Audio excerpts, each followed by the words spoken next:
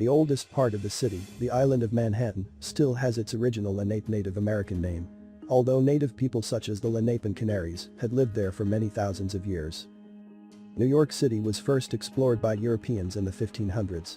Florentine explorer Giovanni da Verrazzano found the entrance to New York Harbor in the year 1524. He gave to this site the name of New Angoulême in the honor of Francois I. After that, English explorer Henry Hudson named the Hudson River in 1609. New York City was settled by Europeans from the Netherlands in 1624. The Dutch called the whole area of New York Netherland, New Netherland, and they named a fort and town on the south end of Brooklyn.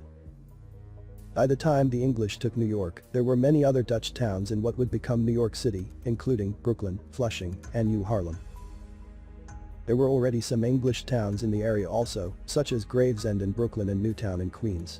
Dutch, English and other people had been living together in New York for a long time.